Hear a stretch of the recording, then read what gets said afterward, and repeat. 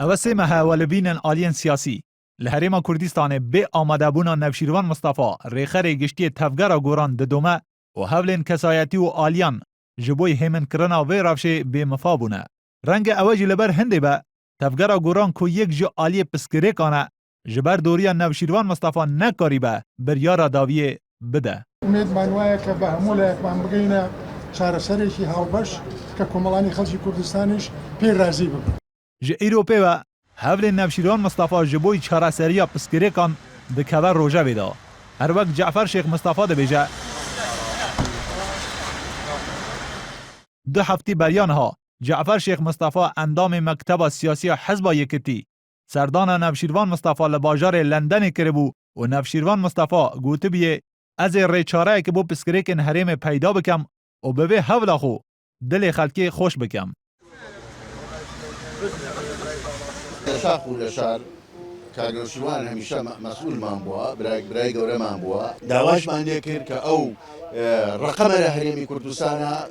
دەوری خۆی هەبێ و داواشمان لێ کرد کە ئەوێ دەوری خۆی ببینێ لە چارەسەرکردنی ئەم کێشانە و ئەو وعدی ئەوەیدا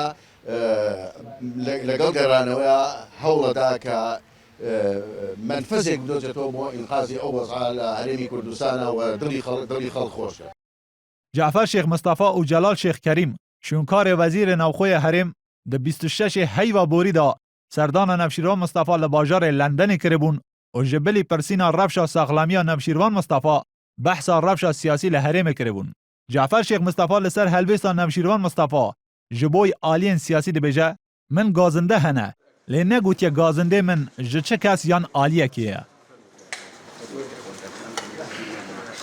پێم وابوو ئومێدیشی باش بوو ڕێئیشی باش بوو و بڕوایشی وابوو کە ئاسۆیەکی ڕوون لە بەردەمی گەلەکەشمانایە و هەڕەشەیەکی گەڕیشمان لەسەرە لەبەر ئەوە میلەتەکەی ئەمە پێویستی بە یەکێتی و یەکریزی هەیە گلەی هەبووە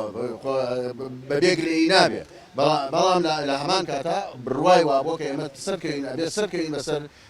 ئەو کێشانەیە ئەو گرفتانەی کە ئیمڕۆ هەیە. لسر هەولێن ڕێخەرە گشتی تەفگەرە گۆڕان بۆ vê rewşê NRT پەیوەندی به هر یک ji پەیویدار û çend endamê ciwata niştimaniya vê hizbê kiriye lê çi kes hazir nebûn li ser vê mijarê biaxifin û dibêjin em haydarê hewlên Navşîrvan Mistefa nînin. Pêşniyarên Mesûd Barzanî ku ji 19 Tebaxê ve nêrînên cuda li ser posta wê çêbûne û hewlên Serokkomarê Iraq yanî Fuad Me'sûm û emîndarê berê yê Hizba Yekîtî yanî Salaheddîn Bihadîn و هر وسا ریچاره نوشیروان مصطفی رنگ پیش روزک از زلال جبوی وی رفشه چه بکه لی حتی وی دمه و همو آخفتن وان بکریار بین جیبی جی کرن.